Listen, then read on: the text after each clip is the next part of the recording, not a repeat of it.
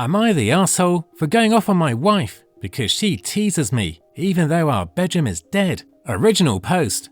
I, 32 male, am married to my wife, 32 female, for 6 years and together for 9 years. Our sex life gradually diminished into nothing after 3rd year of our marriage. We do not have children as of now. I handle my part of the chores in the household, if not even more due to me working from home and being available mostly. I do show her non-sexual attention and gestures such as massaging, kisses, being emotionally available, and other things. I explain these because people tend to find fault from my side first, after I tell them about the situation. I try to have many talks with my wife about it, but it all boils down to, we are not married just for sex, stop thinking about your thing down there, and so on. However, she does not stop herself from teasing me. She'll talk about sex, but just reject me afterwards and go to sleep. She'll be flirty, but nothing in the end. I asked her if it's a kink, and if it is, I am not comfortable with such a thing, especially as our sexual life is in shambles. She said it's not a kink, and she generally does not feel in the mood. I told her to stop teasing me then. Yesterday was our anniversary and we had a great date together. She implied sex and teased me a lot during our time. I was hopeful that we'll do something in the end. Guess what? Once we stepped inside the house, she just showered and went to bed. Cool, I think I should approach. I tried and got rejected in the end. I lost it at that moment and just shouted my frustration at her. I told her I'm going to divorce her. I packed my clothes and some important belongings and left for a hotel. She tried to stop me but could not. She has been calling me non-stop, but I just need peace of mind right now. It's just frustrating. Being together with someone but feeling alone and unwanted sucks. On top of that, she gives me hope only to destroy it. I called my lawyer friend this morning and we'll start the divorce proceedings this Monday. I am just done at this point. Am I the asshole? My opinion for OP. Come on, dude. Everyone knows married couples don't have sex. Let's move on to the next story. Just kidding. Maybe there's a reason. Could it be that you have a deeper conversation with your wife and ask why she's not in the mood? Maybe it'll throw up some answers that can help you change the situation. Divorce just seems like the last option, and surely you haven't got to that stage yet. Now for the update. Update. Just came back from the local courthouse after presenting the divorce intention document to the family court. My friend filled out my info on a 1-page draft, and that was it. I called my wife to let her know I started the process and I'm okay with 50-50 everything. She called for marriage counseling and told me I should take what I did back. I realized I am extremely burnt out from trying and do not want to try anymore. That's what 3 years of trying with no results does to someone, I guess. I told her we can have a separation counseling near the end of a divorce so we can understand the relationship from each other's points and end it amicably. She tried to talk it through with me, but I asked her to please make it easy for both of us and hung up. She is messaging me and calling me still, but I have no intention of talking to her if lawyers are not involved right now. My friend told me it's okay to leave the house as we do not own it anyways. I'll be staying with my parents for now. Next update will be once the divorce is completed. Hopefully it will be in a few months, not years. There were a lot of comments on the original post and I could not answer all of them. Thank you for all the advice and help. Story 2. Update. Am I the asshole for uninviting my adopted brothers from my wedding after they said they don't see me as family? Original post. I'm a 32-year-old man and I'm getting married to my long-term girlfriend soon. What should be one of the happiest moments of my life has turned into a heartbreaking ordeal because of a deepening rift in my family. To give you some background, I'm my parents' biological son and when I was 12, they adopted 2 boys who were biological siblings, Jack, who was 8, and Liam, who was 5. From the very beginning, it was clear that things were going to be tough. Jack came with severe behavioural issues due to some intense trauma. I'll spare the details, but it was significant. I tried my hardest to be understanding, but living with him was nothing short of exhausting. His outbursts were constant, and I often felt like I was walking on eggshells, terrified of setting him off. As we grew older, I continued to try to be there for Jack, despite everything. A few years ago, Jack fell into a devastating drug addiction. I stood by him through his darkest moments, supporting him through rehab and doing everything I could to help get him back on his feet. It was draining and heartbreaking, but I did it because I loved him and believed that despite our challenges, we were still brothers. The situation came to a head recently at a Sunday dinner at my parents' house. My son was working on his summer homework, which involved creating a family tree. He innocently asked Jack if he wanted to be included, and Jack flat out just said no. He didn't want to be part of it because, in his exact words, "We're not brothers." He said it so casually, like it was the most obvious thing in the world, with no regard for how much it would cut me to the core. I was utterly stunned, but what shattered me even more was that Liam, who I've always felt closer to, just sat there in silence. He didn't say a word. He didn't defend me or even acknowledge how hurtful Jack's words were. He just let it happen. I've tried so hard to be supportive of them both, especially Jack, despite the endless challenges. So for Jack to say that and for Liam to do nothing felt like a gut punch. It was as if they were both telling me that I was never truly part of their family. I decided to uninvite both Jack and Liam from my wedding.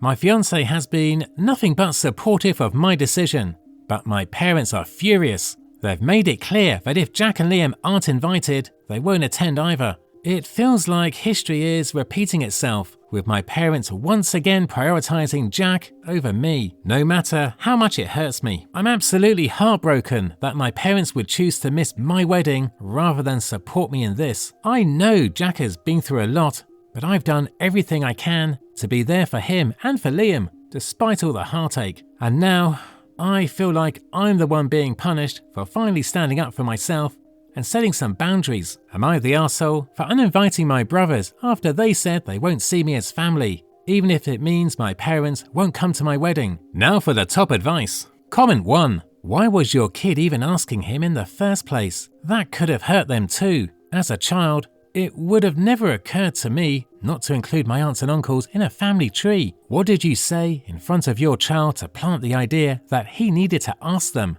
And did you correct your kid and say that of course his uncles should be on his family tree? You are also to blame in how this rift started because, whether intentional or not, you also did not correct the idea that you aren't real brother's family and it was your child that asked the question. Usually, people feel uncomfortable correcting other people's children in awkward situations like this. It falls on the parents to talk to their child and get to the root of things. Original post. Because he's 5 and just wanted to show off what he was doing, I have never said anything to plant an idea that they aren't my brothers. He doesn't even know they're adopted. Not because it's something we hide, it just hasn't ever been something we really discuss as a family. Add uncles, aunties to the family tree was an optional extension, and he said it in a way of, come and help me add you in if you want to be. Not, you don't deserve to be in the tree. You're honestly clasping at straws here. I have no issue with someone labelling me the arsehole, but don't just make up context to decide it. OP. I don't blame them or him for his drug addiction. Jack and Liam had truly horrible things happen to them as children. Stuff I won't get into here, but you can understand it was the type of stuff that leaves lifelong scars on you, even with the buttload of therapy they've gone through. One time, Jack spoke to me about how, when he's high on drugs, it's the only time in his entire life where he doesn't constantly remember and only time he ever feels at peace. Obviously, I shouldn't be the one who's constantly picking up the pieces for him, but I can understand 100% why he got into drugs. He's still an arsehole though. OP. The family tree and Jack's comment was only the catalyst for the argument that happened. And yes, there would have been no issues with Jack being included in the family tree. Now for the update. Update. I'm honestly still reeling from everything that's gone down since my last post. First of all, thank you to everyone who took the time to comment. I've read through all of your advice and it's been a lifeline. But buckle up, because things have taken a wild turn. After hearing from so many of you, I decided I needed to talk to Liam. We met up at a pub and I just laid it all out there. How hurt I was when he didn't say anything after Jack made that awful comment about not being real brothers. I was half expecting him to defend himself, but what I got was something entirely different. Liam confessed that he's been living in fear of Jack for years. He told me he kept quiet that night because he was terrified of setting Jack off.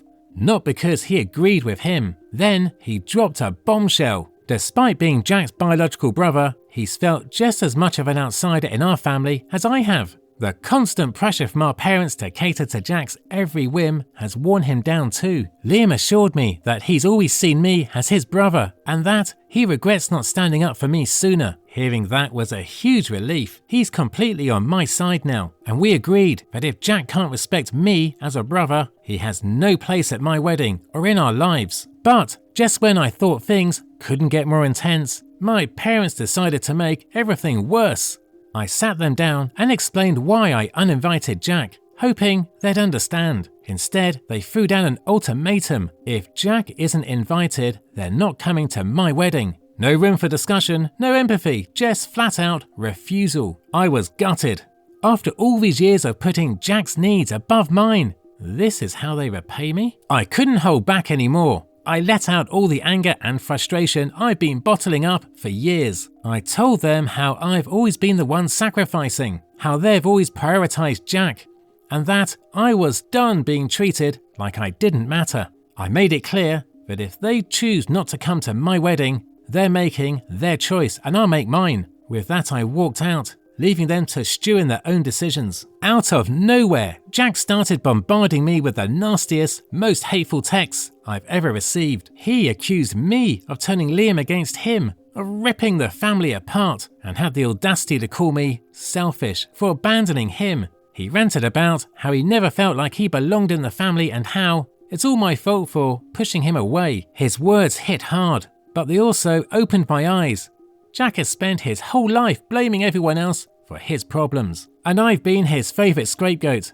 This time though, I'm not letting him guilt trip me. I didn't even respond. I just blocked his number. If he can't see what he's done wrong, then there's nothing more to say. Liam was livid when I told him about Jack's messages. He's more determined than ever to support me, and we've decided to go low contact with our parents until after the wedding. Liam's been a rock through all this, helping me with the wedding plans and making sure I'm not dealing with this mess alone. So the wedding is still happening, but with a much smaller guest list. My parents haven't reached out since the argument, and at this point, I don't care if they show up or not. This day is about me and my fiancé, and I'm not letting anyone, not even my own family, ruin it. Thank you again for all your support and advice. I'll keep you posted if anything else happens, though I'm really hoping my next update is just about how amazing the wedding was. Fingers crossed. Story 3. Boyfriend 25 male became disabled and I 25 female want to break up, but I'd feel like a terrible person.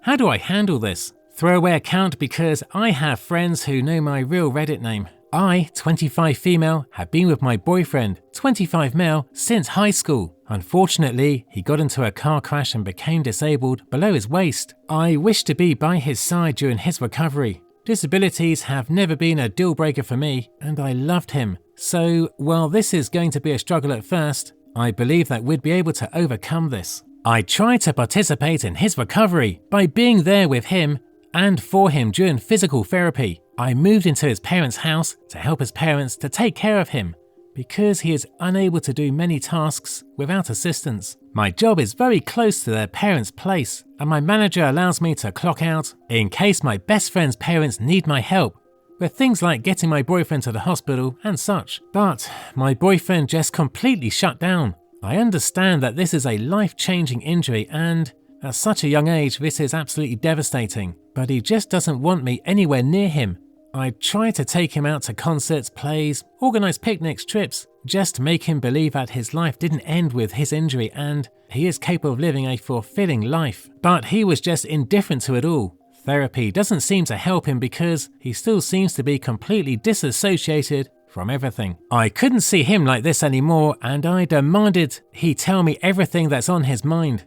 And he just said that he is angry about everything, that he feels like I'm here only out of moral obligation, that he doesn't feel like a proper boyfriend because he can't do anything for himself, that he wants to be a real man, but he isn't even able to make love to me anymore, etc. I tried to be sympathetic and told him that I've been here for this long after the accident. It's obviously not an issue to me because I still love him. He just scoffed and it seemed like he didn't believe me. Now it's come to a point where He's throwing things at me, demanding me to leave the room. He's ignoring me, and when he's not, he insults me. He's even throwing the food I bring him on the floor like a child. He became emotionally abusive, and I'd be lying if I said that I still love him. I genuinely wanted to be there for him because I've seen stories where people, after intense physical therapy, manage to get back on their feet and walk with some assistance. And I believe that he might be able to do it too. I believe that miracles exist, and the human body is a fascinating thing. Maybe he'd be able to walk again. He just needed a lot of work and faith in himself, but he became so nasty, rude, hurtful that I think I just fell out of love with him. I approached his mum and told her that I feel like I probably don't love him anymore because he's been so hurtful towards me for 2+ years now, and I just can't endure it anymore. I don't deserve this. His mum immediately got defensive, saying that he suffered a great psychological trauma after the accident, and it's normal for him to be so depressed. I completely understand that, but it doesn't give him a green light to be so hurtful towards people who are actually trying to help him. His mum asked me to stay because my boyfriend needs my support, but judging from his behaviour, he doesn't want or need me at all. Maybe he's doing it on purpose to push me away, but at this point, I don't care anymore. I can't help someone who doesn't want to be helped. I'm tired. I tried for a long time. He shut me out. I want to break up with him, but I'd feel like an absolute trash human being for leaving a person behind when they need me the most. But at the same time, I can't endure this anymore. I want to leave, but I don't want to be that person, if you know what I mean. I am at a loss. I need advice. That's all for today. If you enjoyed this story, please like the video and share your thoughts in the comment section down below. Thank you.